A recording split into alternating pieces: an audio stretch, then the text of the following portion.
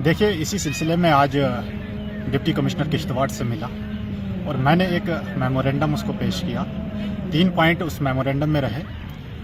मरगंटाप दक्षिण रोड जो हमारे लिए परमानेंट एक सोल्यूशन है, और तीसरा जो पॉइंट है वो कम्युनिकेशन का इशू रहा। मैंने इन तीनों पॉइंट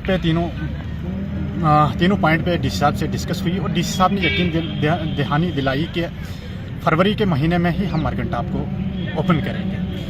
आपका कहना सही है कि इस वक्त मड़वा के लोगों में काफ़ी दुश्वारियां हैं। वहाँ मैं खुद कल ही मड़वा से वापस आया हूँ और काफ़ी मुश्किलात है। आपको पता है कि हमें सामान जो खाने की कुछ चीज़ें हैं वो 6 महीने के लिए वहाँ पे स्टोर करनी पड़ती है और वो भी लोगों में अब ख़त्म होने जा रही है।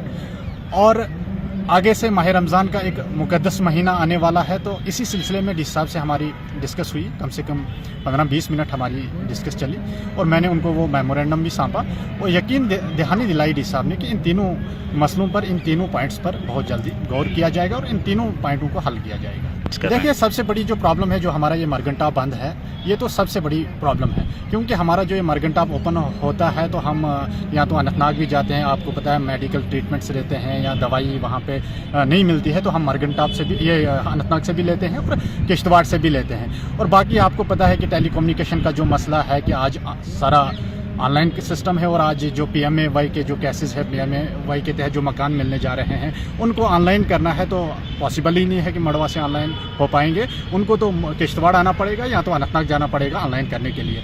तीसरा जो हमारा पॉइंट रहा है उस मेमोरेंडम में, वो है दक्षिण का रोड।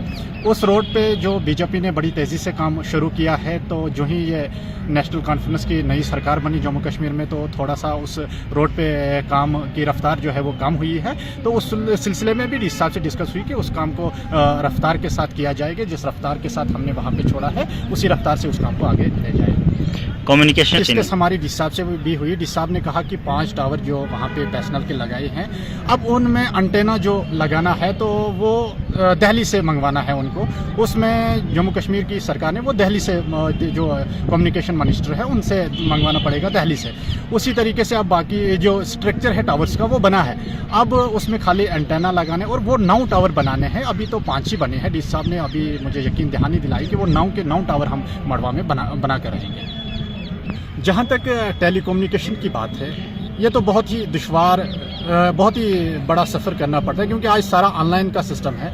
वहाँ पे अगर एक फॉर्म सबमिट करना होता है, बड़ी मुश्किल से होता है। अगर 1-2 जो वहाँ पे VSET लगाए हैं, प्राइवेट VSET, उनमें से बहुत खर्चा आता है लोगों को।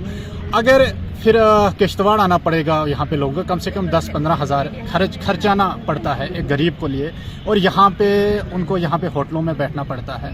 ऊपर से यहाँ पे फिर बड़ा खर्चा आता है। एक मामूली सी काम आप देख रहे हैं, PMAY के जो मकान है वो ऑनलाइन करने हैं। ये कौन सा इतना बड़ा इशू ही नहीं। अगर हमारा वहाँ पे नेटवर्क अच्छा चलता तो वहाँ के लोगों को ये मुश्किल नहीं होता कि वो वहाँ पे ही वो ऑनलाइन करते। यहाँ आने की कोई ज़रूरत ही नहीं थी।